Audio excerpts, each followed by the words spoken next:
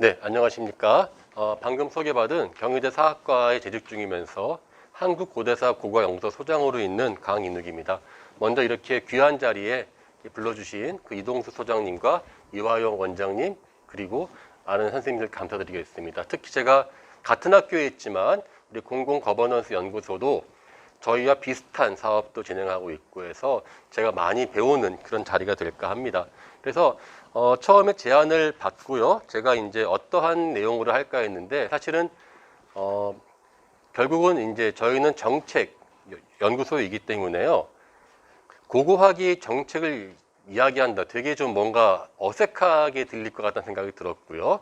또 하나 이제 공공 거버넌스, 그러니까 공공 정책을 하시는 선생님들한테 고고학이 디테일한 이야기들을 하는 것도 좋겠지만은 뭐랄까 이 고고학이 결코 과거에 끝나는 것이 아니라 현실의 우리의 정치, 사회와 밀접하게 연관되어 있다는 그러한 예를 한번 보여주고 싶습니다. 그래서 제가 오늘 제시한 게 바로 이 실크로드였습니다. 아마 이게 무엇인지 굳이 이름을 밝힐 필요가 없을 정도로 너무나 잘 알고 있는 내용이지 않습니까? 근데 이름은 다 아는데 정작 무엇인지를 모르고 또 우리나라의 또 이제 주요한 유라시아 정책 중에 하나인 신북방 정책이 있습니다. 그리고 지난 정권에서는 유라시아 이니셔티브가 있습니다. 물론 이제 이름은 다르지만 기본적으로 우리나라의 어떤 파트너로서 유라시아를 인식하자인데요. 사실은 이게 한국만 이렇게 한 것이 아닙니다. 전 세계의 모든 나라가 각자의 이름으로 각자의 방법으로 유라시아의 실크로드를 이야기합니다. 중국이 요즘 가장 유명하죠.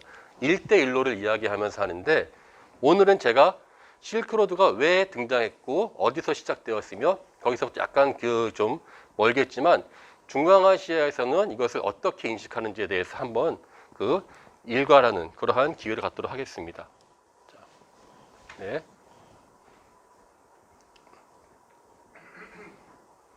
네. 네. 먼저 우리 실크로드를 먼저 이야기해 볼까 하는데요. 선생님들 실크로드 그러면은 다 아는 것 같은데 딱 감이 안 오실 겁니다. 예, 그게 아마 이제 즉 당연한 이야기인데요. 원래 실크로드는 이렇게 여기 중국의 장안, 현재 서안이죠. 서안에서 로마까지 가는 그 길을 보통 이야기합니다. 그런데 이것뿐 아니라 정말 다양한 실크로드가 있습니다만은 일단 제가 먼저 이야기할 거는 중앙아시아의 캐러반 루트, 우리 왜 사막을 가로질러 가는 사람들 떠오르지 않습니까? 대상들. 바로 그게 여기에 중국 현재 신강성에 있는 그 타클라마칸 여기입니다. 여기 가운데가 이렇게 이 길이 일로 가고 이렇게 밑으로 가죠. 요 가운데가 사막이에요. 살 수가 없습니다. 그래서 여기를 뚫고 오아시스를 목숨을 걸고 지나가는 바로 그 길. 이게 바로 가장 전통적인 우리의 실크로드입니다. 보통 수많은 데서 이야기하는 다큐멘터리, 역사, 바로 이 중국 아시아에서 유럽 쪽으로 나아가는 중앙아시아 바로 이 지역을 우리는 실크로드라는 이름으로 붙이고요. 몇 개의 어떠한 길이 있습니다. 이거는 좀 여기 산맥이 있는데 천산산맥이라고 하고요. 여기가 이제 우즈베키스탄의 사마르칸트 갔다 오신 분들도 있을 것 같은데요. 그 다음에 이제 신강성, 중강 신강성 여기가 바로 여기를 보이시죠? 이게 바로 감숙성인데요. 아주 좁은 길이 있습니다. 요거를 그러니까 이게 이제 중국 관문인데 우리 혹시 서유기 기억나시잖아요. 서유 보면은 왜 삼장법사랑 왜 손오공 등이 어디서 문을 딱 지나가요. 지나가자마자 갑자기 요괴들이 막 등장한단 말이죠. 바로 그때가 바로 그 지역이 감숙회량을 말하는 것입니다. 그러니까 이것이 전통적인 개념들이 막 섞여 있는데요. 일단 이거부터 시작을 하겠습니다. 네. 자, 먼저 선생님들에게 이제 어떠한 기존에 한번 생각들을 깨는 첫 번째 키워드는요. 실크로드라는 말은 역사에 없다입니다. 당연히 실크로드 하면 저기 무슨 역사에 나오는 줄 알죠? 근데 이 이야기가 나온 게 150년도 안 돼요. 예. 이게 이 사람 페르디난드 리에트호펜이라는 사람이 처음 이제 제기했는데요. 독일의 지리학자인데요. 독일 말로 자이젠슈트라센 실크의 길인데 이게 이제 아시다시피 독일은 상당히 늦은 시기에 이제 식민지 경쟁에 뛰어들었지 않습니까? 그것이 결국 세계대전이 이어지는데 뒤늦게 이제 나라가 커지니까 이미 다른 바다로 가는 아프리카나 인도 모두 다른 나라가 이미 깃발을 꽂아놓고 있단 말이죠. 식민지로. 그러니까 독일은 갈 데가 없는 거예요. 그러자 이 사람이 중국을 우리가 공략할 수 있는데 중국 우리가 바다로 가는 것이 아니라 내륙으로 갈 수 있다. 이건 발상의 전환이 되는 겁니다. 그래서 그러면 아니 이게 어떻게 얼마나 먼데 갈 수 있냐? 그걸 설명하기 위해서 이 사람이 예전부터 이 세계 이 중앙아시아 내륙을 통한 교역로가 있었다. 나는 그거를 실크로드라 부르겠다라고 이 사람이 그냥 정한 거예요. 이게 비유하면 이런 거죠. 요즘에 왜 BTS 유행하잖아요. 나중에 몇천 년 뒤에 누가 BTS를 연구한다. 그러면 이 사람이 BTS가 갔던 그 길을 뭐 예컨대 다이너마이트 루트 아니면 뭐 버터 루트 뭐 이름은 당연하게 나올 수 있겠죠. 근데 그런 식으로 우리는 이제 각자의 이름을 만들어 붙이는 건데 그럼 왜 이 사람은 사실 이 당시에 실크가 주요한 물건이 아니었어요. 옥도 있었고 말 많이 있었는데 왜 실크였냐? 유럽 사람들에게 가장 임팩트가 있는 게 바로 실크였어요. 로마 사람들이 왜 실크 때문에 망했다는 말이 들어봤지 않습니까? 그게 로마가 이제 카레 전투라고 해서 그 파르티아랑 전쟁을 했는데 파르티아인들이 그 갑옷 속에다 감춰 있었던 바로 붉은색 비단이었어요. 그래서 갑옷을 딱 벗으니까 몸에서 불길이 막 이렇게 솟아올랐다. 이게 실크죠. 근데 나중에 이 사람들이 그때 전쟁 대패했는데 그 와중에도 적이 입었었던 저 고운 천이 무엇일까 해서 비단을 사는데 엄청난 재화를 쓰고 결국 그것 때문에 로마가 망했거든요. 그러니까 서양 사람들한테 가장 각인되기 쉬운 동양의 상징이 무엇이었냐. 그게 바로 실크였기 때문에 이 사람은 그걸 실크로드라 붙인 것입니다. 자, 이게 바로 그 제가 지금 말씀드렸었던 1877년도에 나왔었던 그 중국이라는 책에서 이제 처음 제기가 되고 이게 아마 맨 처음 나온 책이 아니라 두 번째인가 세 번째 판에서 그 삽입된 그 지도인데요. 좀 희미해서 안 보이겠습니다만 여기 이렇게 그 내륙 지방을 통해서 가는 길이 있다. 그러니까 독일의 새로운 희망은 바다 건너 아프리카나 그 인도가 아니라 내륙 지방을 가는 것이다라고 하는 새로운 퍼스펙티브로 이 사람이 주고 싶었던 것이었죠. 근데 여기에 또 하나의 거대한 이제 그 문제가 생깁니다. 뭐 이 당시에 독일만 식민지를 좋아한 게 아니었잖아요. 모든 그 서구 열강들이 이제 식민지를 그 쟁탈했는데요. 그 이야기 좀 이따 드리겠고요. 두 번째 이야기입니다. 두 번째 이제 우리 어떤 기존의 그러한 이야기를 깨는 건데요. 실크로드가 원조가 아닙니다. 우리 경희대학교 예를 들면요. 저는 아직도 궁금한 게 경희대학교로 올라오는 길이 몇 개인지 몰라요. 중간에 메인 로드가 있는데 수많은 샛길들이 있거든요. 원래 실크로드는 샛길 개념입니다. 원래 길은 이렇게 초원입니다. 초원에 있는 그 길을 아까 제가 막 사막을 통해서 왜 캐러반들이 지나간다고 했잖아요.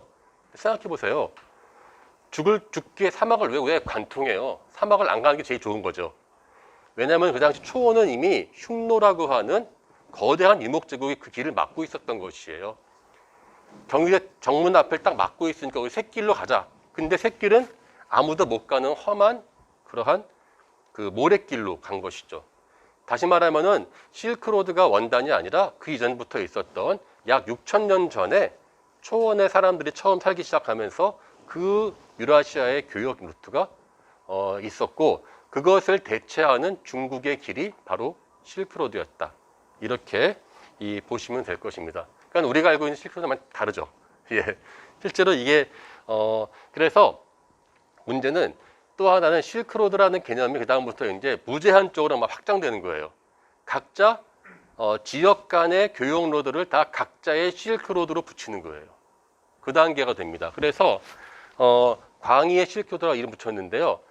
그 중국의 일대일로는 내륙의 일로 그 다음에 바닷길도 이렇게 이야기하죠. 그리고 각각 나라마다 모든 나라가 실크로드가 자기 나라를 지나가길 원해요. 그리고 자기 나라와 유라시아를 잇는 모든 길을 각자 실크로드로 명명을 합니다.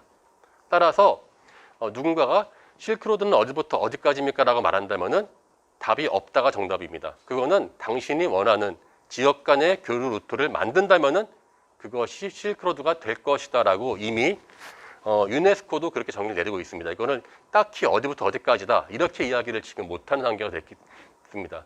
그러니까 헷갈리는 거죠. 중국 책을 보면은 실크로드의 종착점이 중국 서안인데 일본 사람들이 이야기하는 실크로드는 종착점이 일본이에요. 한국은 경주가 되는 것입니다. 그리고 로마까지 간다? 스페인에서 아니야. 스페인까지 간다. 왜냐면은 로마에서만 교육이 끝나고 더 안 갈 리가 없지 않습니까? 스페인, 북한 같은 나라도 아니고 왔다 갔다 하면은 또 있는 거예요. 그래서 이제는 실크로드라는 개념은 다시 말하면 확장된 것은 각자의 이해에 맞게 바뀐다. 그래서 각국의 실크로드에 대한 개념을 각자가 정립해야 된다. 외국에서는 이렇게 말합니다라고 하는 것이 의미가 없는 것이 되었습니다.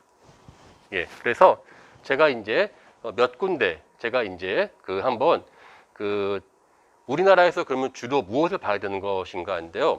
전체 다 볼 수 없지만 이게 참고로 이게 이제 우리 얼마 전에 전쟁이나 아프가니스탄이거든요. 이게 맨날 싸움 나는 이거 보면 정확하게 동서 문명이 가운데 있잖아요. 그러니까 이게 좀 이따 나오겠습니다만은 실크로드라고 하는 것이 주로 핵심적인 부분은 이 부분인데 지금은 중국이라고 하는 거대한 세력, 그 다음에 인도, 러시아, 이 서쪽 전부 다 만나는 곳이 이제 됐기 때문에 고대 문명의 교차로인 동시에 현대 각종 정치 세력들 간의 충돌장이 되고 있다는 것입니다. 이걸 우리가 같이 싸우냐 그럴 수는 없겠죠. 한국은 우린 크게 여기서 4가지 정도로 보통 현재 실크로드에 집중하고 있습니다. 첫 번째로 이제 이쪽 이란이나 터키 같은 이슬람권에 대한 이해. 그 다음에 제가 공부했었던 시베리아 일대 아까 말한 실크로드의 기원인 유라시아 초원 루트인데 이건 주로 저희가 고고학 발굴을 많이 하고요. 최근에 이제 우리가 이 남아시아, 이제 우리 인도에서 왜 저기 인도하고 동남아시아 있지 않습니까? 이쪽도 이제 본격적으로 연구를 하고 있고요. 마지막으로 중요한 핵심 무엇이냐? 아까 얘기했지만은 한국으로 말한다면 실크로드가 한국으로 와야 되겠죠. 그래서 한국으로 오는 이 실크로드의 길, 이 총 우리는 4가지 정도를 지금 하고 있고요. 아마 앞으로는 이 아프가니스탄에 대한 이야기도 조금 더 나오지 않을까 하는 생각을 합니다. 예. 그래서 이 모든 것을 다 우리가 연구할 수는 없겠죠. 하지만 중요한데 핵심적인 것들을 우리는 집중적으로 그 시대에 맞는 시대 정신에 맞는 그러한 주제를 개발할 필요가 있다. 이게 결국은 뒤에 나오겠습니다만은 제가 지금 하는 신북방 정책 관련된 연구소의 또 역할이기도 합니다. 세 번째, 통념을 깨는 이야기입니다. 실크로드는 길이 아닙니다. 예. 왜? 아까 말했던 게 루트가 아니에요. 이거는 마치 점입기 같은 겁니다. 이 점입기 놀이 선생님들 아시죠? 우리 각자 자기가 원하는 대로 점을 긋는 거예요. 내가 갈 수 있는 것만큼. 마찬가지로 실크로드도요. 원래부터 정해진 길이 아니라 유라시아 각 지역에 있는 다양한 거점들을 그 시대와 각자의 이익에 맞게 적절하게 길로 연결하는 것입니다. 즉 실크로드는 점입니다. 핵심은. 그리고 그 점은 각자의 어떻게 있느냐에 따라서 바뀌기 때문에 가변적이다. 매우 플렉서블한 그러한 그것이 실크로드다. 이렇게 말할 수 있을 것입니다. 그래서 제가 맨 처음 제목이 한국형 실크로드를 이야기하는 바로 그것입니다. 우리는 우리의 이익과 우리의 역량에 맞는 점입기를 해야 되는 것입니다. 중국이 한다고 따라할 수도 없고 다른 나라가 한다고 똑같이 그 길을 따라갈 수가 없다는 게 바로 이 실크로드 연구의 핵심적인 사안이 되겠습니다. 그러니까 정답이 없죠. 그래서 이거는 그만큼 또 유라시아라고 하는 것이 접근하기 어려운 그러한 문제도 있긴 합니다. 하지만 분명한 당장 우리가 이 모든 이 길들을 만들 수는 없겠지만 적어도 우리가 대상으로 하는 실크로드라는 것이 그냥 막연한 낭만은 아니다. 보통 고고학 실크로드 그러면 되게 낭만을 떠올리시는데요. 그런 것이 아닙니다. 네 번째로 실크로드는 돈이다입니다. 돈. 결국은 경제가 움직인 것입니다. 아까 말한 것처럼 실크로드는 하나의 길이 아니라 거점들을 적절하게 잇는 것이라고 이야기했거든요. 바로 그 사람들을 이어주는 건 물론 이제 그들 사이에 결혼도 할 수 있고 예술 다 왔다 갔다 실크로드 하면 특히 음악이 또 유명하지 않습니까? 실크로드 음악, 과일.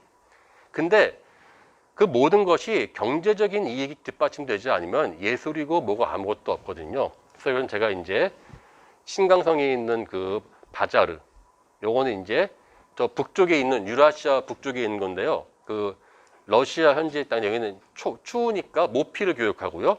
이거는 약 100년 전에 러시아와 중국을 이었었던 그 꺄흐다라고 있습니다. 꺄흐다. 그게 이제 그 몽골, 그러니까는 쉽게 말하면 시베리아 열차가 올라가면요. 북경에서 몽골 거쳐서 시베리아 바이칼로 가는 길 라인이 있는데요. 몽골 국경이에요. 이게 무엇이었냐? 바로 차예요. 마시는 차. 차 교육이 또 그렇게 많았습니다. 그러니까 이게 각각의 경제적인 이익이 있을 때 그쪽으로 길이 놓이는 것입니다. 따라서 점을 잇는 동인은 그들의 순수한 열정, 예술도 있겠지만은 궁극적으로는 그들 사이에 그러한 그 경제적 이득입니다. 그래서 실크로드 하면 떠오르는 게 우리가 이제 그 바로 이겁니다. 제가 하나 예를 들까 하는데요. 꼬치구이들 다 좋아하시죠? 양꼬지의 칭따오인데 이게 그 양꼬지의 그 기원입니다. 약 2000년 전 나온 1800년 전의 벽화인데요. 보이시죠? 탐지창에다 이렇게 꽂고 있어요. 그리고 여기서 이제 보이시면 이분도 이게 장갑도 이렇게 두툼한 장갑을 끼워가지고 이제 이분 얼굴만 봐도 막 침을 흘리시는 거 보이시죠? 자, 그런데 재미있는 거는요. 꼬치구이의 기원이 초원의 유목민일까요? 정착인민인 중국이니까요. 초원에 있는 사람들은 꼬치구이를 안 먹습니다. 왜요? 꼬치구이를 일일이 고개를 자르고 꿰어서 굽고 할 시간이 없어요. 그냥 칼로 베어서 먹어야 되기 때문에 그 초원 사람들이 이렇게 안 합니다. 그냥 통째로 삶아 먹죠. 유목하기 때문에. 이건 뭡니까? 유목민족과 인접했었던 중국인들 내지는 정착민들이 개발한 것입니다. 먹기 좋게. 그러니까 이게 간단한 게요. 유목민들의 그 우유와 고기를 가장 비싸게 살 수 있는 사람들은 누구일까요? 같은 유목민일까요? 농경민일까요? 농경민이 당연히 고기가 귀하니까. 반대로 우리가 흔하게 먹는 이 밀가루하고 쌀을 누가 제일 비싸게 살까? 유목민들입니다. 그래서 이게 되는 거예요. 가장 비싸게. 왜냐면 왜 험난하게 왜 올라가서 농사를 짓냐? 왜 밑으로 내려왔냐? 이득되거든요. 이건 무엇이냐? 우리 그 국수의 기원입니다. 약 4000년 전에 실크로드에서 발견된 라면 땅 같이 생겼죠? 국수입니다. 국수. 얼마 전에 그 누들로드라는 그 다큐에서 나왔었던 바로 그 흔적입니다. 근데 이게 우리 같으면 이게 무덤에 이 사람이 그 묻혀 있으면요. 저승 갈 때 드시라고 가장 귀한 음식을 넣어주는데 거기에 칼국수가 들어가 있는 거예요. 그만큼 귀하니까. 이게 그 유목민들한테는 귀한 것이었죠. 여기 보면 이거는 이제 약 2500년 전에 그 미라에서 나온 그 러시아 알타이 지역, 초원 지역에 있는 그 유목민의 그 샤만, 여샤만의 머리 스타일을 복원한 것입니다. 근데 이 사람의 그 머리 풀, 이거 가채를 갖다 올리게 바로 몽골 가채 기원 아닙니까? 가채를 올렸을 때 이거를 풀을 먹이는데요. 바로 그 풀이 그 풀 사이사이에 곡물의 씨앗들이 있었어요. 바로 이 사람은 샤만이고 그 씨앗이 바로 이 사람들의 그 번성을 상징하는 것이었죠. 그럴 정도로 그 자기가 구하기 어려운 것들이 가장 큰 역할을 했었고 이것이 그들 사이의 문명 교류의 어떠한 그 기반을 만들었죠. 바로 실크로드는 이와 같은 경제적인 이득 또 거기에 동반되는 물질들의 교류에 있었던 것이었습니다. 자, 여기까지가 참 재밌게 잘 들어갔는데요. 그래서 저 같은 경우 아까 그 좀 요 한마디만 더 드려야겠는데요. 아까 저기 한담 나누실 때 저보고 어쩌다가 시베리아 가게 됐냐고 하셨지 않습니까? 바로 이분 덕입니다. 이분.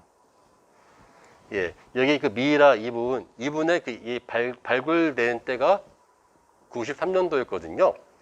95년도에 그 경희대학교에 그때 계셨던 황용훈 교수님이 이제 주선을 해서 알타이 특별전을 했었어요. 우리나라 그 서울 국립중앙박물관에서. 그게 그 경복궁에서 했었던 마지막 전시회를 알고 있는데요. 그때 이제 이거를 알타이 미이라 특강을 하러 제 지도 교수님께서 오셨고 그분과 이렇게 이야기하다가 이제 유학을 정했으니까 2500년의 인연이 저한테 있는 셈이죠.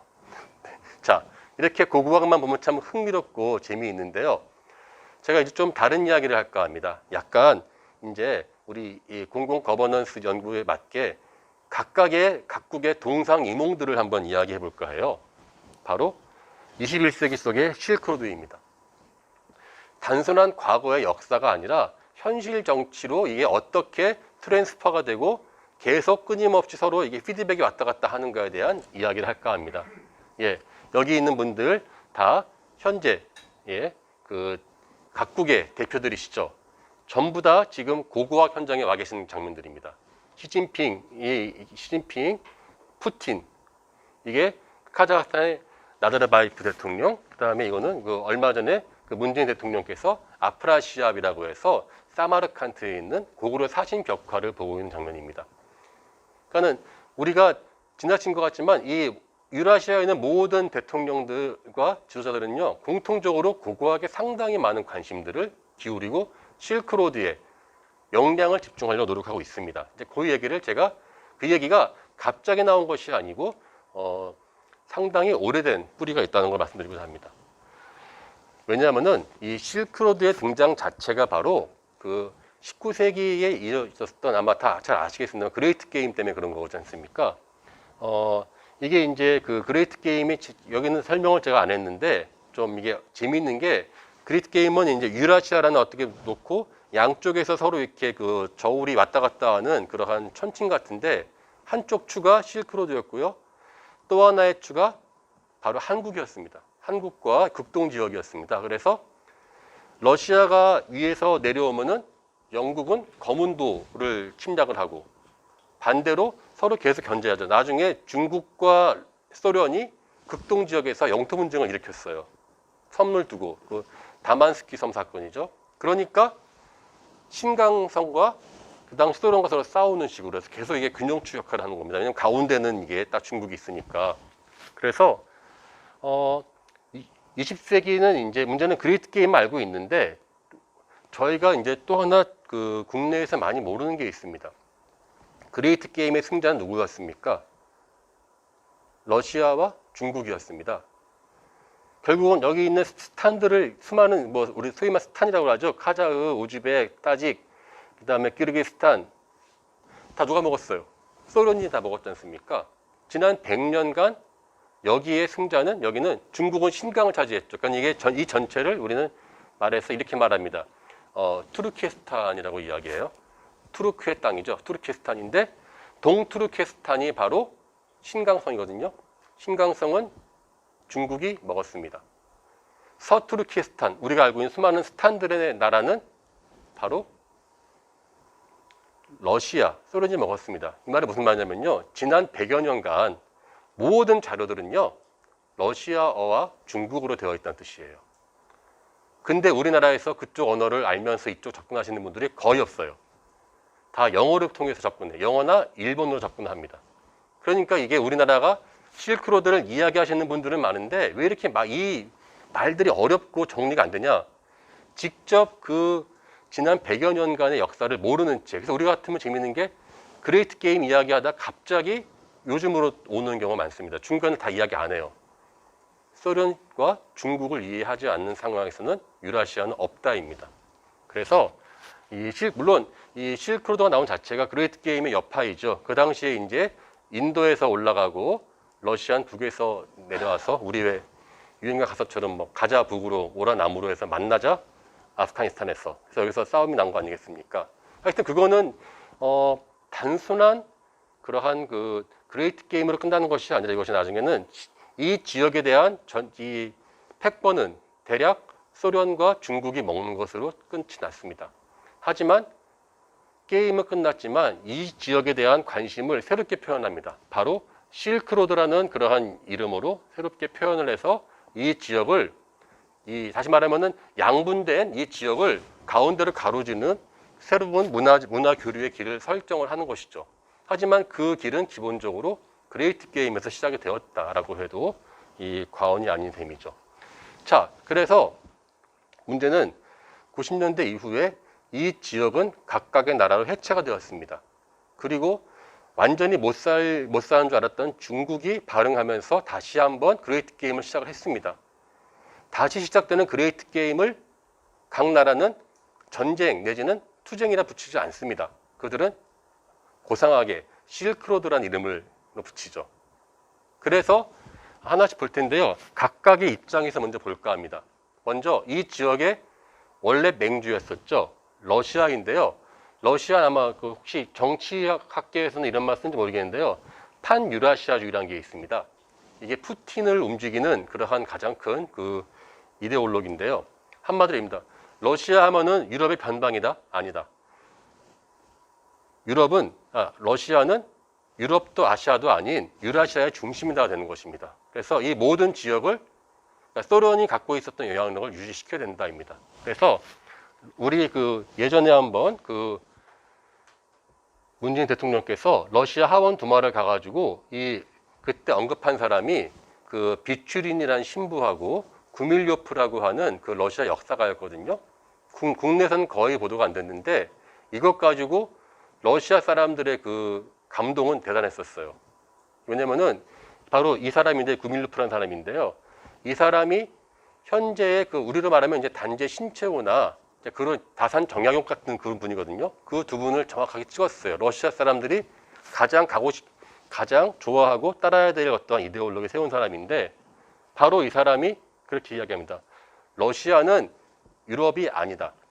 러시아는 몽골이 섞여 있다. 이거 되게 아무것도 아닌 것 같지만 몽골에 지배받다가 해방됐는데 그래서 우리는 유럽이 아니라 유라시아의 패권이다. 이 전체가 다시 말해 실크로드의 주인을 소련으로 보는 것입니다. 러시아로. 지금 우리가 보면 너무나 당연한 얘기 같지만 사실 러시아 역사를 보면 말도 안 되는 마치 우리나라를 비하면요. 한국인의 기원은 함경북도야 뭐 이런 식의 아마 느낌이 될 거예요. 아니면 뭐 제주도야 이런 식으로. 근데 이것이 소비에트 시절 때 대표적 사관으로 이제 정립이 되고 푸틴이 다시 러시아를 키우면서 이거를 적극적으로 도입합니다. 그래서 재밌는 거는요. 러시아는 실크로드를 이야기하지 않습니다. 그 말을 안 씁니다. 실크로드는 서양에서 이 현재의 이 소련의 헤게모니를 흔들려고 하는 개념이기 때문에 이 사람들은 실크로드를 하지 않고 판유라시아주의 또는 뭐 예브라지 이스트버 해가지고 유라시아주의 이렇게 이야기합니다. 약간의 뉘앙스 차이인 것 같은 이야기인데도 그 안에는 아주 큰 차이가 있습니다. 뭐 이제 여담인데요. 이 구밀요프가요. 이 사람이 그 유명한 그 시인 있죠. 니콜라이 구밀요프하고 안나 아흐마토바라고 하는 사람의 그 아들입니다. 이거 잘 모르시는군요. 우리 그 안나 아흐마토바 같은 경우는 우리 가장 러시아 사람들 좋아하는 시인이거든요. 그 사람들의 이제 그 아들인데 하여튼 이게 보세요. 이게 현재 유라시아 초원 지역의 이제 그 지금 초원 지역이고 실크로드인데요. 바로 이 그 거대한 유라시아 초원의 지역이요. 러시아 이전 소련이 차지했었던 소련의 땅과 거의 일치한다는 겁니다. 그러니까 뭐예요? 따라서 이 러시아 사람들은 자신들이 이 땅에 대한 패권을 다시 한번 가지기 위해서 뭐가 됩니까?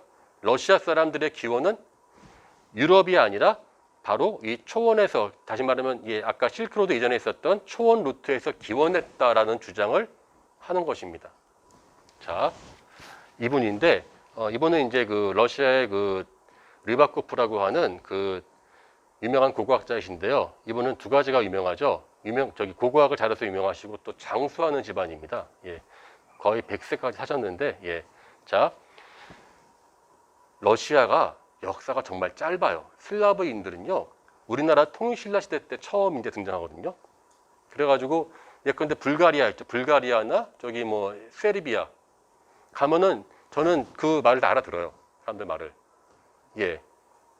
그러니까는 하여튼 대충 들으면 근데 저 사람 불가리아구나. 왜냐면 그게 워낙 분화가 늦게 됐고, 그러니까는 상당히 늦게 슬라브인 그런 말도 있지 않습니까? 슬라브가 원래 노예란 뜻의 슬레이브에서 왔다. 근데 그거는 증명이 안 됐긴 한데 약간 이제 비하하는 말인데 그 맨날 터키한테 맨날 오스만 투르크한테 노예를 끌려갔었던 그런 허약한 사람들이었거든요. 그러니까 한마디로 이제 찬밥이었죠. 근데 이 사람이 소련이 되자 강력한 소련에 걸맞는 역사관을 세우기 위해서 슬라브인들의 기원을 지금 말한 유라시아 초원으로 바꿉니다. 스키타이라고 하는 아마 스키타이 들어보신 분 있을 것 같아요. 스키타이가 슬라브인이다. 근데 이게 스키타이가요, 참고로 이 오랑캐라는 의미가 강해요. 오랑캐. 사실 우리나라한테 오랑캐 그럼 되게 무서운 말, 저기 좀 비하하는 말이지만 실제 우량가이족, 그 몽골의 우량가이족은 최고 아닙니까? 예, 전 유라시아 제패에 있었던 서양에서의 열등감을 그래 나 오랑캐다. 근데 오랑캐가 전체 유라시아의 주인은 너희 유럽인들이 아니라 우리 오랑캐 슬라브인들이다. 이 말에 대한 뿌리가 언제부터 나오냐면요, 나폴레옹이에요. 나폴레옹이 1812년 우리 그 뭐죠, 저기 그 레프 톨스토이의 그 소설 전쟁과 평화에 나오는 그 나타샤, 그때 모스크바를 텅 비워놓고 불태워버리고 다 도망가지 않습니까? 그러니까 나폴레옹이 이제 황당해서 그때 저주를 퍼붓는데 이 사람이 이 슬라브 이 무식한 이 스키타이 놈들아 하면서 자기네 집을 불태우는 이러한 무식한 놈들이 어디 있어라면서 욕을 하는 장면이 있어요. 그러니까 이게 그것이 이제 그때부터 스키타이는 가장 욕인 동시에 러시아인들의 어떠한 자존심을 상징하는 게 되었고, 나아가서 슬라브인들은 기원이 슬라브인들의 기원이 시베리아 그러면 약간 좀 이상하잖아요. 아니요, 지금은 오히려 이쪽 초원 지역에서 자신들의 우리는 원래 오랑캐다. 그래서 우리는 전체 이 땅은 우리 것이다라고 하는 명분을 만드는 계기가 되는 것입니다. 이것은 사실 굳이 소련 때는 이렇게 이야기하지 않아도 다 소련이 다 자기 땅이니까. 근데 지금은 이제 러시아가 작아지고 있으니까 이따 보겠습니다만은 푸틴이 꼭 여름에 휴가 가는 곳이 바로 시베리아 한가운데에 있는 시베리아 초원으로 가서 휴가를 갑니다. 일부러. 예. 자, 그 다음에 재미있는 게 이제 그 갑자기 히틀러가 튀어나왔는데, 예. 히틀러 이거 보이시죠? 이거 하겐크로이츠. 예. 이게 요거 잘못 우리나라 저기 불교에 만다라의 만자 잘못 그리면은 왜 우리가 아니 저거 조심하십시오. 지금 하신 거는 불교가 아니라 나치 하겐크로이츠입니다. 그거 닮았잖아요. 이게 바로 그 바퀴예요, 바퀴. 또는 태양을 상징하는 것인데요. 이것이 이제 실제로 이 히틀러가 화가였습니다. 그래서 나치당 만들 자기가 옛날에 예전에 있었던 문양들을 보고 이 사람이 만들었는데, 태양과 전차 바퀴를 형상화한 문이거든요. 이것의 기원이 바로 지금 말한 유라시아 초원 지역에서 처음 기원한 전차. 우리 전차하면 배너 떠오르지 않습니까? 배너.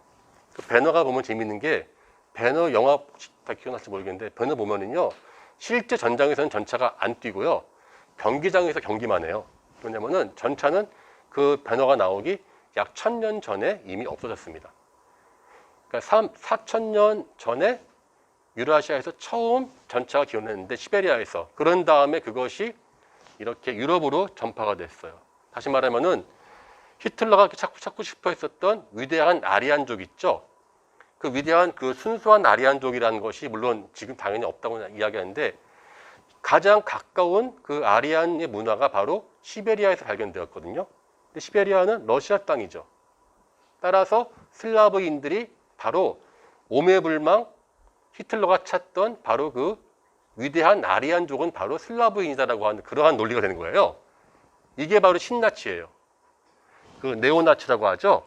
근데 이게 왜 나오냐면요, 90년대에 러시아가 망하니까 이 사람들이 그 정신적 공백 상태가 돼가지고 자꾸 이렇게 끌어다 붙여 자기 역사를 광활하게 생각하는 거예요. 우리도 보면 왜 그런 그 일베 같은 좀 그런 구구 사이트 많잖아요. 근데 그 사람들을 자기 편으로 할 수 있는 게 무엇이냐? 아까 말한 것처럼 판유라시아주의가 됩니다. 실크로드를 이렇게 이용합니다. 그래서 보이시죠? 우리 그 푸틴. 이게 바로 매년 이 사람이 휴가 가는 것이 바로 투바 공화국인데요. 투바가 또 이게 웃기는 게 가장 늦게 시베리아에서 이제 그 소련에 편입됐는데, 원래 이 지역은 중국 청나라 때는 중국 쪽에 복속되어 있었어요. 근데 이거 뒤늦게 러시아에 붙어서 지금도 중국은 이 땅을 자기들 땅이라고 이야기하는 곳입니다. 여기에 보란듯이 가서 이렇게 발굴을 합니다. 그리고 얼마 전에는 크림반도를 차지하고 나니까 크림반도까지 가서 발굴을. 그러니까 이 사람이 실제 고고학을 좋아한다는 또 하는데, 꼭 그러한 퍼포먼스 통해서 발굴해서 유물을 들면서 보아라, 이 슬라브인의 상징이 여기에 있다는 식의 퍼포먼스를 하는 것이죠. 예. 하여튼 이 푸틴 대통령은 못하는 게 없는 것 같다. 그래서 그런 농담이 있죠. 이제 푸틴은 출산 빼곤 다 한다고. 그런 농담이 이제 있는데, 뭐 제트기도 모시고요, 오토바이도 모시고 참 재밌게 사시는 분입니다. 근데 사실은 그렇게 이게 되게 돌출 행동 같지만 사실 그러한 보여주는 것들은 다 계산된 것들이지 않습니까? 이 사람의 어떤 투바이스의 발굴이라는 것은 이 실크로드에 대한 패권을 러시아가 계속 유지하려는 바로 그러한 역할입니다. 예. 그러면 우리가 이제 하나 더 우리가 가서 이제 그러면은 새롭게 두 번째는요, 이제 판투르키즘이에요. 판투르키즘. 예. 먼저 우리 이 얘기부터 할 거예요. 우리 터키 하면 떠오르는 게 뭡니까? 우리 형제국가 아닙니까? 근데 여기 계신 분 중에서 뭐 혹시 형제분들이나 친척분들이 터키에 사업하시는 분들이 있을 리가 없잖아요. 예. 자, 이 터키가 우리의 형제가 된 것은 물론 우리는 6.25 전쟁을 알고 있는데 6.25 때 수많은 나라가 들어왔지만은 형제 국가를 자처하는 나라는 없어요. 터키는 사실은 20세기 초반부터 이 만주와 한국을 원래 이 사람들이 터키가 생각하는 형제는 일본과 만주국이었습니다. 예. 왜냐면은 이 튀르크는요, 우리 스탄이라는 땅이죠, 스탄. 스탄으로 끝나는 모든 나라들은요, 다 튀르크 계통이라 생각하시면 돼요. 영어라면은 영어는 랜드, 잉글랜드 아닙니까? 그 다음에 라틴어 시베리아. 근데 스탄, 이건 이제 튀르크 계통인데 이 사람은 모든 튀르크 계통을 터키는 자기네 땅으로 생각해요. 근데 이 터키 계통 사람들이 만주 근처까지 갔거든요. 그래서 자기네 땅이 바로 옆에 있기 때문에 너희들은 우리의 형제다는 식의 이야기가 나온 것입니다. 바로 모든 스탄들은 터키 역사이다. 바로 판튀르크주의인데요. 실제 이 사람들은 강력한 서방과 러시아에 대항하기 위해서 실크로드라는 개념을 적극적으로 활용합니다. 왜? 실크로드의 중심에 있는 나라는 바로 이 스탄들이니까. 그래서 보이시죠? 이게 이제 허허벌판에서 유적 찾기 얼마나 어려우십니까 생각할지 모르겠는데요. 예, 직경 100m입니다. 이거 찾기 쉽습니다. 예, 예, 예. 사방에 그냥 이 초원지대 가면요, 그냥 유적 찾는 방법 지나가다가 언덕을 본다. 언덕에 다 유적지입니다. 예, 자 그런데 아까 스키타이 이야기했었죠. 스키타이의 남쪽에요, 현지의 실크로드에는요 비슷한 이목민족인데 사카인들이 살았어요. 그러니까 이 사람들은 스키타이를 거부하고 사카를 강조하는 거예요. 그러면서 자연스럽게 러시아를 따로 있는 실크로드의 주인은 슬라브인들이 아니라 우리 스탄들이다. 근데 이 스탄들이요 되게 재미있는 게, 선생님들 우리 제일 유명한 스탄이 카자흐스탄이죠, 우리한테는. 예. 그리고 실제 제일 잘 살아요. 예. 그리고 북극권에서 보면은 저기 슬록 사냥하는 사람들이 있어요. 사하족. 저기 왜 가장 추운 데 있죠? 왜 빙기스만 나온 오이미아콘 동네. 그 지역의 사람들이 바로 튀르크 계통입니다. 안 간 데가 없죠. 근데 그 중에서 가장 잘 사는 사람이 역시 카자흐스탄이에요. 카자흐스탄. 그래서 이 사람들이 지금 카자흐스탄이 실크로드의 종주국을 지금 자처하고 있습니다. 그래서 이 카자흐스탄이 실크로드를 강조하는데, 요걸 그림 이렇게 보시면 됩니다. 자, 실크로드가 이렇게 지나갔거든요. 대체로 여기가 서안 가는데, 제가 아까 이야기했었던 러시아 슬라브인들이 좋아했던 거 바로 스키타이 문화가 약간 북쪽에 있어요. 그리고 그 남쪽에 있는 이목민들이 사카 문화입니다. 그리고 이제 뒤에 또 나올 텐데요. 몽골 쪽은 또 흉노가 또 있습니다. 이건 좀 이따 이야기 지도로 보시면 이제 쉽게 알겠죠. 그래서 러시아는 실크로드를 이야기하지 않습니다. 같은 내용이지만. 하지만 이 카자흐스탄이나 스탄들은 적극적으로 실크로드를 이야기합니다. 그리고 이 사람들이 실크로드를 이야기하면은 필연적으로 친해야 될 사람들은 러시아일까요? 중국일까요? 중국입니다. 그래서 중국이 이제 동투르키스탄, 신강을 넘어서 서쪽 지역으로까지 확장하기 위해서 실크로드를 다시 잇자. 그 말은 무슨 말이냐면은 중국 자본으로 너희들 철도를 넣고 도시를 지어주겠다. 바로 그 얘기입니다. 그래서 막대한 부채를 가해서 하는 것이죠. 또 재미있는 이야기가 이제 우리 선생님들 중국의 최고의 시인 있죠. 이태백. 이태백 고향이 어딘 것 같습니까? 이태백 고향이 바로 키르기스탄이에요. 예, 실제로 키르기스탄입니다. 그 토크마크라고 하는 지역에 태어났는데 이 이태백의 그러니까 나중에 이 사람이 원래 그래서 이 사람이 보면 이 시가 되게 뭐라 합니까 좀 호탕하잖아요. 예, 우리나라 그 작곡가에 비하면 기록윤 씨처럼 가사가 되게 그 감각적이고 단순하잖아요.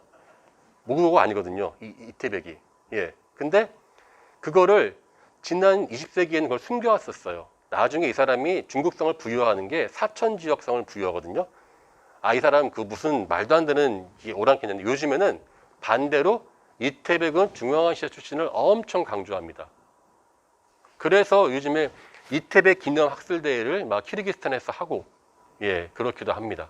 이게 이제, 그러니까 이게 실크로드가 자기가 원하는 대로 보기 때문에 계속 자기의 어떠한 입맛에 맞게 갑니다. 그래서 누군가 어떤 사람들이 이야기한다면은 그 말을 그냥 믿기 전에 그 사람이 처해져 있는 상황들을 보면은 그때부터 진정한 이해가 시작되는 것이죠.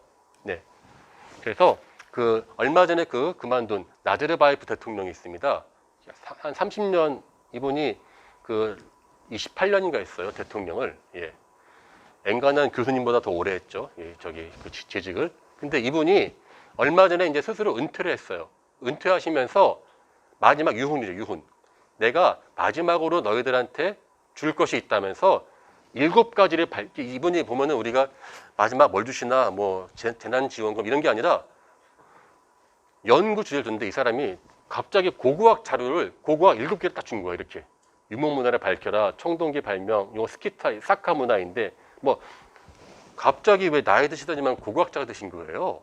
그래서 이거를 밝혀라 하고 이제 이거를 마지막으로 내리고 이제 그만두셨죠.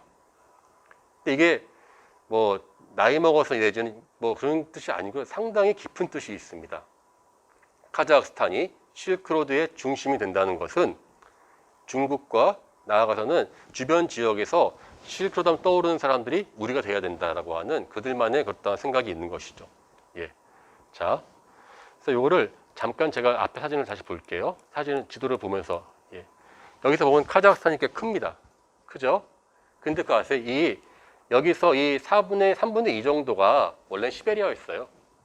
시베리아였다가 이제 소련 때 이 카자흐스탄을 독립시키면서 이만큼을 떼어준 겁니다. 이 북쪽을. 그래서 왜 그 독립하자마자 가장 먼저 추진한 것이 원래 이 수도가 카자흐스탄 알마티라고 해서 요 밑에 있거든요. 요거를 요 시베리아 여기 카자흐스탄 한가운데인 누르술탄 알마타로 저기 갑자기 아스타나로 옮겨요. 지금은 바뀌었지 이름이 누르술탄으로. 이 누르술탄이요. 제가 시베리아에서 오래 살아봐서 아는데요. 시베리아는 살아도 제가 거기는 못 삽니다. 더 살기 힘들어요. 정말 추운데요. 근데 거기를 20년 만에 100만 도시를 만들어 놨거든요. 왜냐? 원래 이 지역이 시베리아 이쪽은 다 러시아 땅이기 때문에 자기들 영토를 만들기 위해서 이렇게 한 거예요. 그러니까 처음에 소련은 독립할 줄 모르고 다 떼어준 거거든요. 카자흐스탄에다가. 우리 기억나시죠? 우리나라 최초의 우주인 이소연이 그 우주 공간 날아간 데가 카자흐스탄이에요. 카자흐스탄 사람들이 뭐 이걸 개발했을 리가 없고 다 소련 때 만들어 놓은 기지거든요. 예. 그러니까는 그리고 이제 독립하니까 갑자기 그 카자흐스탄이 전 세계 핵보유국 갑자기 랭킹이 올라갔었어요. 자기들은 간적 없는데 그것도 간 것이죠. 그래서 이제 그런데 문제는 이 지역의 전통적인 맹주는 바로 우즈베키스탄입니다. 원래 우즈벡이 실크로드 상징이에요. 사마르칸트, 시바, 뭐 타슈켄트, 아시는 이름 다 있죠. 거의 다 여기에요. 그래서 보면 이게 약간 이렇게 막 복잡하게 그 국정이 얽혀 있죠. 이게 다 소련 때 만들어 놓은 건데 카자흐를 키운 이유는 우즈벡을 누르기 위해서입니다.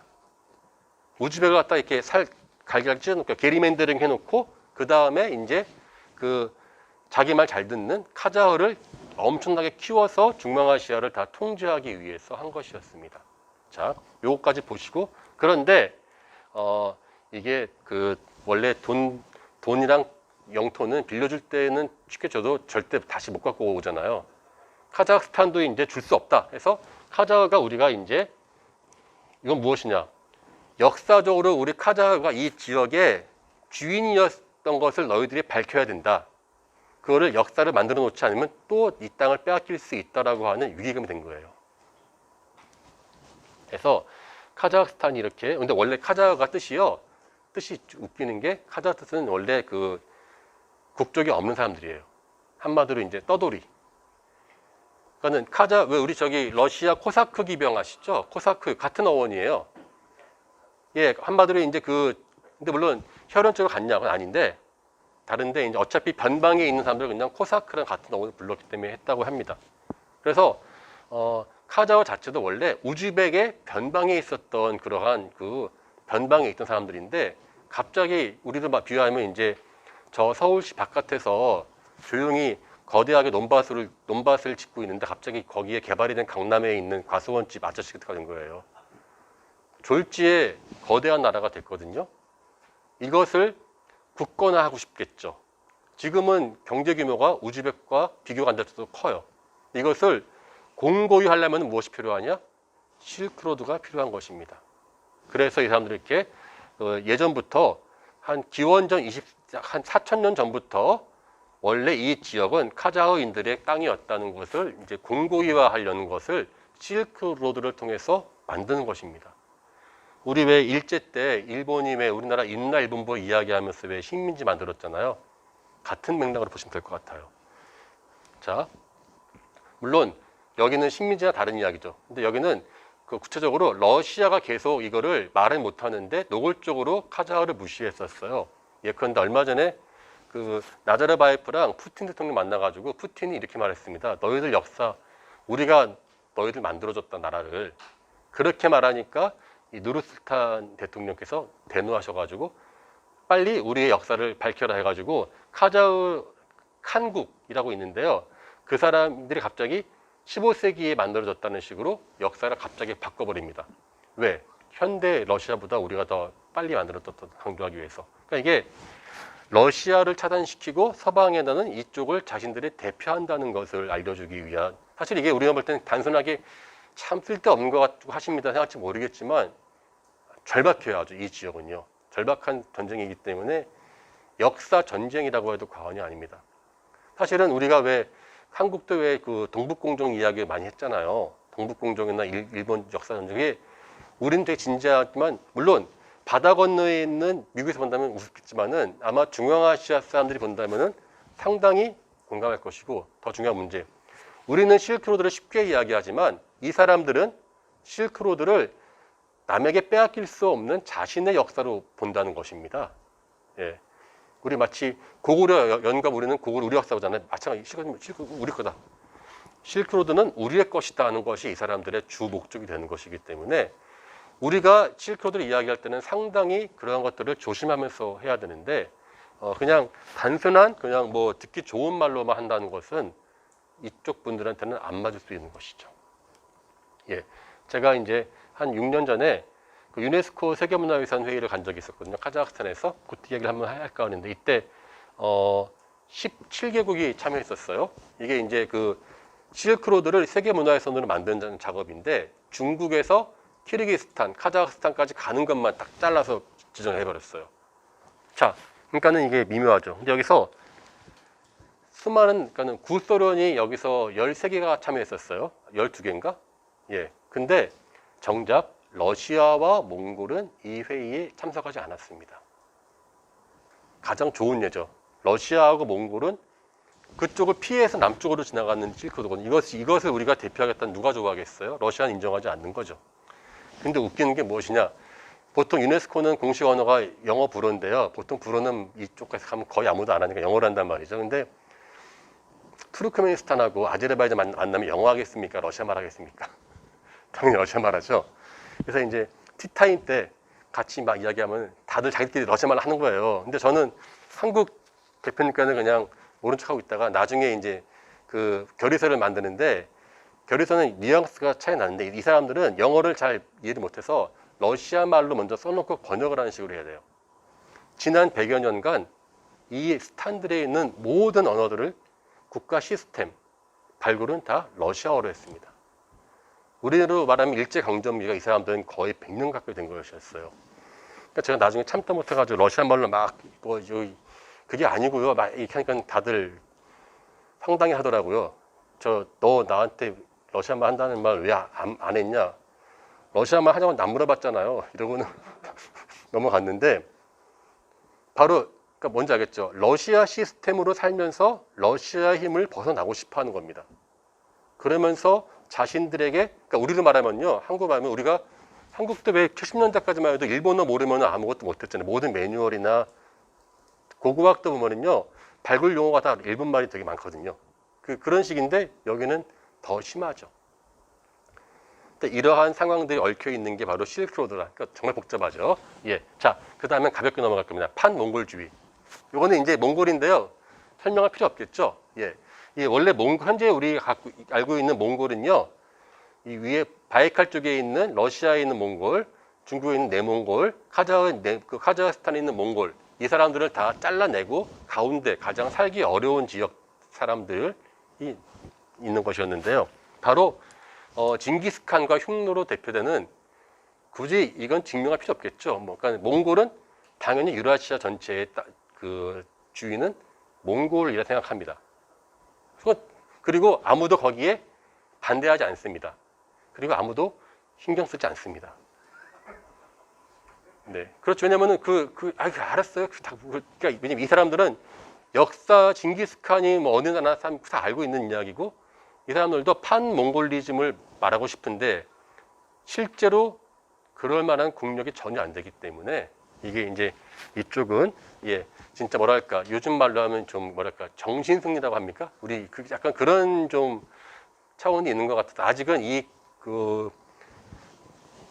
외부적 영향 크지 않는데요. 실제 몽골 안에 가면은 이러한 이 몽골 사람들의 역사에 대한 자부심은 상상을 초월합니다. 참고로 한국 외무부에서 분류상 몽골은 유라시아 거가 아닙니다. 또 아시아 분과로 되어 있다고 하더라고요. 그러니까 이게 되게 유라시아의 일부 중심이면서 약간 좀 애매한 포지션인 것 같습니다. 중국의 이거는 징기스칸 무덤인데요. 요즘에 이제 참고로 중국이 몽골사도 이제 중국사를 만들고 있죠. 그래서 징기스칸 무덤을요. 제가 가본 것만 4군데거든요. 근데 징기스칸 무덤은 어디에도 지금 알려진 게 없습니다. 다 이거 엉터리 무덤이에요. 어쨌든 이것으로 하나의 몽골 사람들의 구심점을 만드는데 쉽지 않을 것 같습니다. 몽골은 사이가 되게 안 좋아요. 이 현재 몽골 공화국하고 중국에 있는 몽골인들하고 사이가 아주 안 좋아요.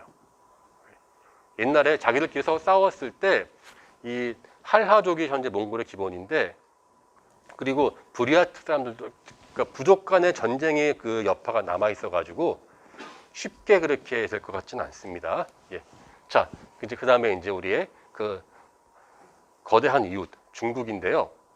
아까 이태백 이야기도 했습니다. 이건 저기 얼마 전에 그 인도에서 커다란 돌 앞에서 그래서 이 기사가 올라가니까 사람들의 댓글들이 달리는 게 이 두 분한테 달리는 것이 아니라 요 돌에 대해 달렸습니다. 돌이 움직이면 어떻게 될까 이런 식의 그러면은 30억 인구가 눈물을 흘릴 것이야. 약간 좀 그런 그 댓글도 본 적이 있는데 자, 드리고 싶은 말씀이 이겁니다. 1대1로라는 것은요. 동북공정의 연장선상이라 해도 과언이 아닙니다. 제가 아까 말씀드렸습니다만은 두 개의 저울추가 실크로드와 극동으로 가지 않습니까? 그거는 근대 이후의 그레이트 게임 이후 마찬가지인데 중국을 본다면요. 중국도 마찬가지예요. 동쪽 만주하고 실크로드는 완전 연동돼서 이렇게 움직였었습니다. 그럼 왜 남북이 아니라 동서냐? 북쪽에는 거대한 러시아가 있고 남쪽은 바다니까 갈 수가 없으니까 자연히 중국의 힘도 양쪽으로 갈 수밖에 없는 것이죠.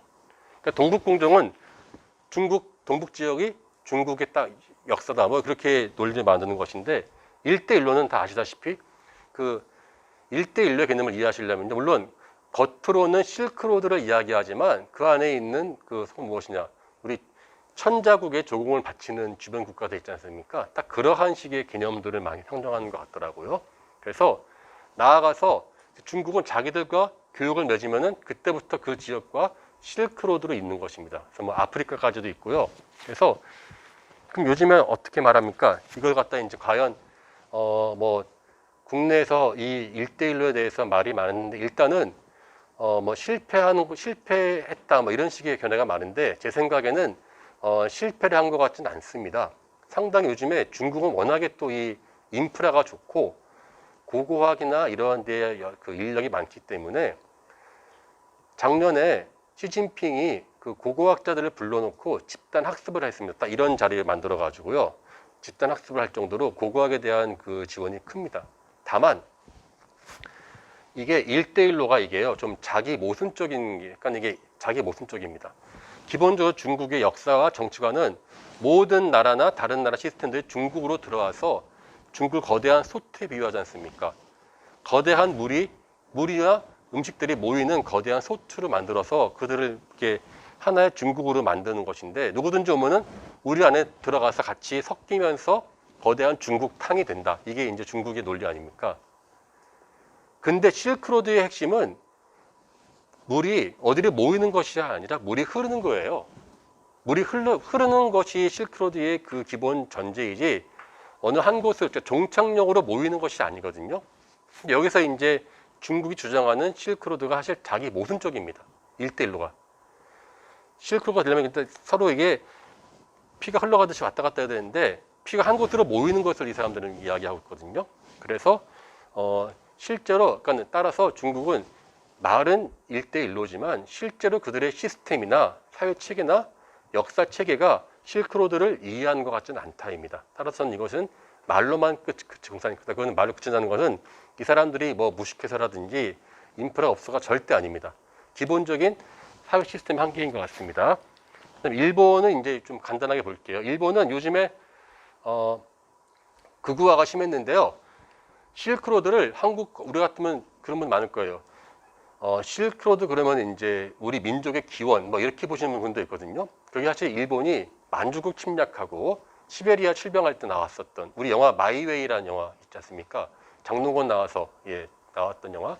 딱 그러한 식의 시스템인데 이 사람들이 사실 실크로드가요. 1980년대까지는 일본이 우위였어요. 저도 어렸을 때 제가 중학교 때인가 고등학교 때인가 NHK에서 나왔었던 실크로드 20부작이 나와서 그때 왜 동네마다 팔았었던 것들을 본 적이 있거든요. 그러니까 그게 거의 바이블이었죠. 그리고 그 시바 료타로 누구죠? 갑자기 돈황이라는 책도 보고 하여튼 우리나라 사람들은 이 80년대까지 공부하신 분들은 실크로드면 다 일본 책을 보고 공부하셨어요. 지금도 그런 분들이 꽤 있습니다. 자, 근데 지금은 그래서 이분들의 이 일본의 영향이 어디냐면 이게 대형박물관인데 실크로드가 한반도를 피해서 바다를 가요. 일본으로 다이렉트로 가는 식으로 만들어 놓습니다. 아니 원래 어떻게 사막을 가시던 분들 갑자기 배를 타겠어요. 이거 보면 딱 떠오르는 게 옛날에 영화 있었죠. 왜 손예진 나온 영화 바다로 간 산적인가 뭐 이런.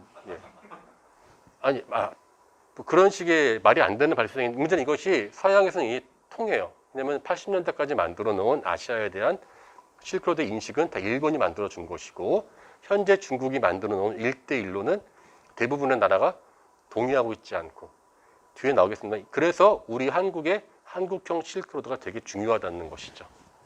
요거는 이제 일본도 넘어가겠습니다. 너무 제가 길게 해서요. 요거는 제가 나중에 따로 또 한번 또 그 다른 강의. 그래서 일본은 요 역사가 넘어가고 그다음에 5번 북한인데요. 북한은 유일한 은둔의 나라입니다. 그래서 북한은 지금 실크로드 이런 거 나올 수가 없죠. 지금 그 문호가 닫혀 있는데요. 그래서 모든 것을 평양으로, 이게 평양 중심론이거든요. 그래서 이 진지하게 북한에서는 세계에는 5대 문명이 있다. 메소포타미아, 이집트, 인더스, 중국, 대동강. 이것을 우리는 약간 좀 실소가 나오지만 이게 꽤 진지하게 나옵니다. 이거는 5대 문명론은 그러니까 그런 식으로 해서 완전히 북한은 열외가 되었는데 나중에 북한이 개혁개방 된다면 가장 먼저 이 실크로드의 개념을 도입하면서 이들에게 개혁개방을 유도하는 것도 필요할 것이다. 그렇게 생각합니다. 이건 상당히 중요한 개념이 될 수 있을 것 같아요. 이 북한 사람들을 이해시키는 데에도 필요하지 않을까 싶습니다. 그래서 간단하게 이제 저희 연구소가 지향하는 부분과 공유하면서 한번 이야기해 볼까 하는데요. 우리의 신북방 정책과 실크로드 이제 어떻게 나아가야 될 거예요. 저는 이제 전공이 고고학이기 때문에 제가 말할 수 있는 건 어디까지나 고고학적의 입장에서 바라본 또 그 지역에 대해서 수십 년간 연구했었던 사람으로서의 어떤 개인적인 물론 그 변화가 많이 있다는 걸 말씀드리겠습니다. 먼저 한국 학자들이 실크로드를 왜 어떻게 조사하는가인데요. 아직까지는 실크로드를 조사하시는 분들이 많지 않고 주로 현재까지는 러시아 지역을 조사합니다. 시베리아 북쪽. 그래서 우리는 주로 발해 관련 지역을 많이 조사했어요. 동북공정이 여파죠. 최근에 이제 중앙아시아로 확대가 되고 있는데요.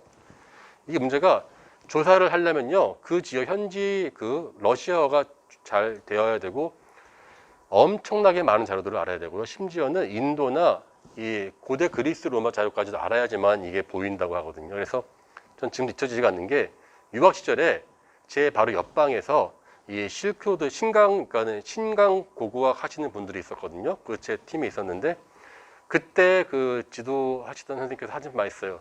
실크로드를 연구하는 사람은 두 부류가 있다. 1%의 천재와 자기도 천재인 줄 아는 99%의 바보들로 이루어져 있다. 예. 그러니까 쉽게 말하면 너 엔간하면 건드리지 마라, 이거는 빠져나올 수가 없다 이거든요. 한국은 그렇게 하려면은 대학 때부터 차분하게 각 지역의 전문가가 되어야 되거든요. 근데 그게 없이 성과 위주로 발굴만 하니까 지금도 매년 코로나 이전에는 많게는 1년에 20건 이상의 발굴 조사가 이루어졌었습니다. 하지만 그것이 무엇을 발굴했는지 아시는 분들은 아마 거의 없을 거예요. 그러니까 이게 좀 뭐라 할까, 우리들의 원하는 만큼 수준이 되려면 이거는 단순한 발굴이 아니라 그 현지에 대한 기본적인 이해가 필수적이다. 인디애나 존스 영화, 이게 인디애나 존스의 그 모델이 그 랭던 워너라고, 그 사실은 그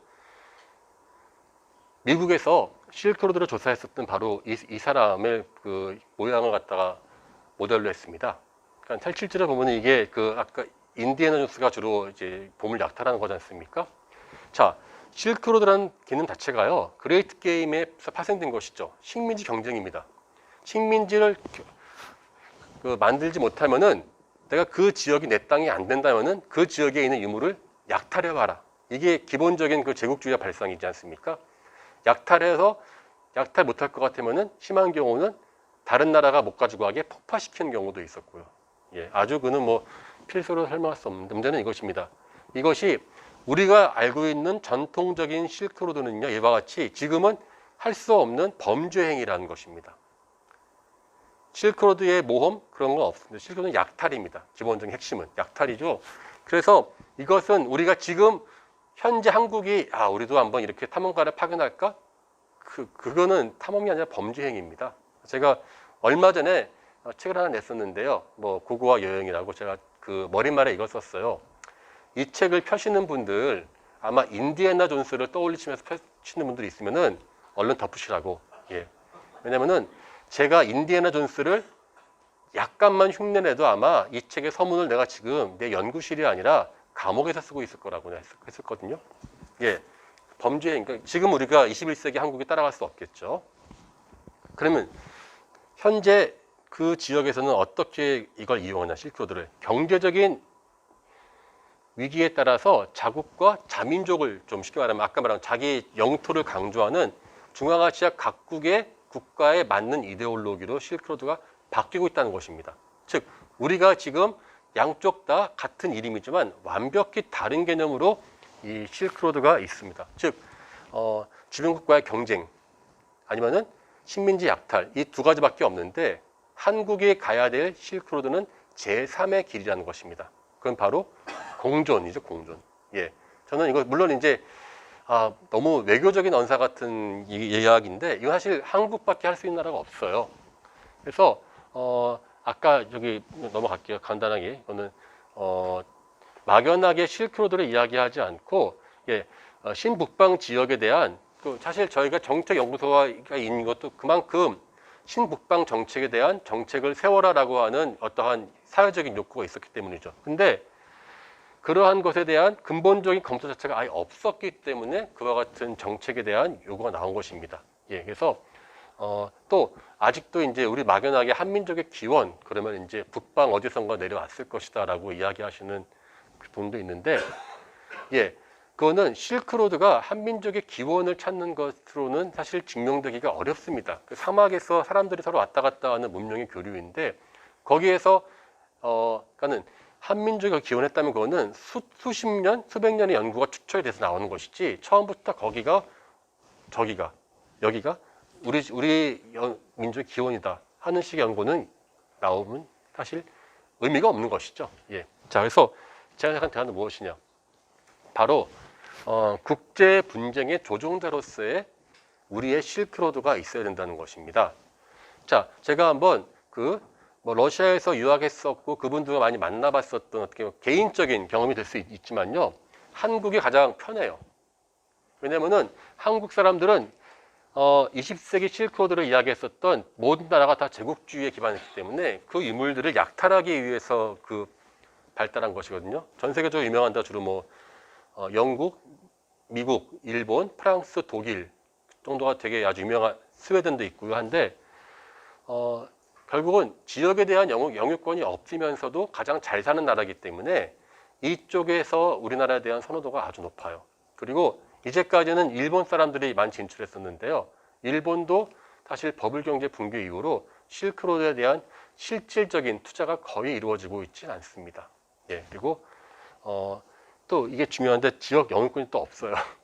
없으니까 이 사람들 우리처럼 지역에 대한 되게 민감하거든요. 특히 소련 시절에 막 이렇게 게리맨더링을 해가지고 그거 가지고 되게, 근데 우리는 그런 것에 대해서 자유롭지 않습니까? 그리고 경제 발전국으로서 ODA 사업이 요즘 많이 나오고 있는데요. 제가 문화 사업이요, ODA가 별로 돈이 안 들어요, 생각보다. 예, 그렇게까지 비싼 것이 없습니다. 뭐 건물 짓고 도시 짓고 무슨 수로 건설하고 그런 것이 아닌데, 문제는 중앙아시아 사람들은 자신들의 역사에 대한 갈급함이 있기 때문에 그들에게 필요한 사업들을 한다면은 적은 비용으로 우리는 실크로드가 그들의 자존심을 세워주고, 한마디로 또 이겁니다. 실크로드의 주인은 누구냐입니다. 저는 실크로드의 주인은 서양 사람도 러시아도 중국도 아니고 바로 중앙아시아에 살고 있는 바로 그 사람들이라는 것을 우리가 도와줄 수 있다는 것입니다. 자생하도록 도와주는 게 우리가 공존하는 가장 좋은 길이고, 심지어 그 비용도 그렇게 들지 않는다는 것이죠. 특히 우리 또 이 역사, 그리고 또 이게 또 재밌는 장점 중에 하나가, 이 사람들끼리, 이 스탄들끼리 역사 이야기하고 분쟁 나면은요, 저는 딱 들으면 이해를 해요. 한국도 이 역사 분쟁하면 또 만만치 않잖아요. 근데 똑같은 이야기를 서양 사람들이나 미국 사람들은 다들 쓸데없는 거 한다는 식으로 치부하는데, 저는 그게 딱 와닿는 게 그만큼 역사 분쟁의 경험이 많고 식민지 경험에 봤었다는 그 경험이 상당히 도움될 거라는 생각이 듭니다. 그래서 얼마 전에 제가 이게 아프가니스탄에 있는 바미안 석굴이라는 것인데요. 아시다시피 이것을 2008년도에 탈레반이 폭파시킵니다. 지금은 텅 비어 있어요. 그리고 지금 당장 아프가니스탄에서 탈레반이 지금 정권을 차지하니까 다시 또 이 원리주의자들이 수많은 그러한 유물들을 파괴할 것이라고 하는 우려가 높아지고 있어요. 그럼 거기다가 미국 사람을 보낼까요? 아마 탈레반이 좋아하지 않겠죠. 사방 사람 다시. 근데 한국 사람들이 문화재와 실크로드의 복원을 위해서 간다면은 아마 제 생각에는 가장 환영받을 수 있지 않을까 해서, 지난 8월에 아프간단 작전을 보면 느꼈던 게, 한국은 전 세계적으로 가장 미래지향적인 실크로드 사업을 할 수 있는 그러한 인프라가 되어 있다. 다만 우리한테 없는 것은 그들에 대한 정확한 정보와 아젠다 설정인데요. 저희 연구소가 이제 그런 것을 하겠다라고 해서 이제 했는데, 코로나로 지금 생각보다 직접적인 이야기는 많이 못하고 있어서 이렇게 탁상 공론 같은 느낌도 좀 듭니다만은, 예, 또 다른 과제가 있습니다. 실크로드를 본격적으로 이제 한국으로 이어야 될 작업도 필요한 것 같습니다. 예. 저는 이렇게 몇 가지 루트로 정해봤는데, 오늘 약간 좀 학문적인 이야기긴 한데, 저는요, 개인적으로 실크로드가 이 서안에서 이 만주를 통해서 이 연해주와 북한까지 가는 어떠한 교역의 루트를 우리가 계속 개발해야 된다. 이게 바로 통일의 당위성이고, 또 북한과의 관계 개선 시에 우리가 북한과 공동으로 할 수 있는 것이 무엇이냐. 우리끼리 모여가지고 우리나라 역사가 정말 위대해요라고 말할 수 있겠지만은, 그거는 우리가 공동으로 하지 않아도 충분히 북한 자체가 맨날 합니다. 우리 위대한 문화 이야기 하기 때문에, 저는 오히려 이 북한과의 교류를 실크로드를 잇는 그러한 작업으로 하고, 그거를 무조건 경주 내지는 일본은 나라 이렇게 하지는 말고 다양한 지역 간. 그래서 제가 얼마 전까지 이 발해하고 중앙아시아 관계를 좀 연구를 했었거든요. 그거는 2년 전에 저희 사업 때 소화했었는데요. 이제 그러한 다양한 우리들 한국으로 이어지는 본격적인 개발도 필요하다. 이것도 저희 연구소에서 할 것입니다. 그래서 예, 요거는 뭐 이제 결국 한 말 반복입니다. 합리적 대환과 평화로의 길. 평화니까 또 우리 학교도 평화 좋아하긴 하는데, 예, 그 평화는 제가 예, 뭐 다 좋아하죠. 근데 문제는 구체적으로 역사와 문화에서 우리는 그 길을 새롭게 제안할 수 있다는 것입니다. 신북방 정책이 나아갈 길, 그리고 고고학이 단순하게 수천 년 전에 유물들을 파는 것이 아니라는 것을 한번 우리는 보여줘야 되지 않을까. 그건 요즘에 다들 인정하시는 바와 같이 인문학이 위기인데, 그거는 이제 뭐 대학이 무너지는데 대학 속에 가장 마이너한 인문학이라고 무사할 리가 없지 않습니까? 적극적으로 사회가 받아들일 수 있고 우리가 좀 필요한 아젠다들을 개발해야 되지 않을까 싶습니다. 요거는 이제 저희들 뭐 계획 그냥 뭐 광고랄까? 저희가 이제 매년 한 지역들을 설정해서 이렇게 갑니다. 저희 이렇게 하나씩 이렇게 가는데요. 6년까지 가는 겁니다. 6년까지 저희는 1년 연해주 했었고요. 작년에, 그러니까 올해 8월까지죠. 고조선 지역을 했었고요. 3차년도는 몽골을 합니다. 그리고 4차년도는 카자흐스탄, 5차 우즈베키스탄, 6차년도는 이제 터키까지 가서 저희는 각각 지역에 맞는 아젠다 개발을 하는 것으로 마무리 짓고 가능하다면 저는 이제 뭐 그 다음에 이어서 좀 더 사업도 하고, 원래 목표는 각 지역마다 한 명씩 우리 지역 전문가들을 이렇게 키우는 것도 목표로 했었는데, 예, 뭐 시간이 많이 걸리는 작업이니까 뭐 앞으로 나올 것을 기대를 합니다. 네. 자, 이상으로 제가 이제 간단하게 그러한 제 1시간 넘게 했네요. 그러니까는. 예. 근데 마지막으로 제가 이제 드리고 싶은 말씀이 이겁니다. 이 고고학이라는 것이 사실은 재밌다면 재미있지만, 사실 재미있다는 표현이 어떤 때는 좀 세상과 등을 진 듯한 모습을 많이 보이는데요. 실제 제가 평생의 전공으로서 시베리아하고 유라시아 쪽을 하면 느낀 것은요, 고고학만큼 가장 현대를 잘 반영하는 학문이 없다는 것입니다. 매일매일 새로운 유물이 나오기 때문에 매일매일 그때에 맞는 시대 정신으로서 고고학을 해석합니다. 지금 모든 나라가 자신들의 이익을 위해서 내어놓은 이야기가 바로 실크로드입니다. 실제 또한 애매모호하죠. 그래서 신북방 정책이라는 것도 역시 이러한 고고학과 적극적으로 개입될 때 좀 더 유의미한 결과를 낼 수 있지 않을까 싶고요.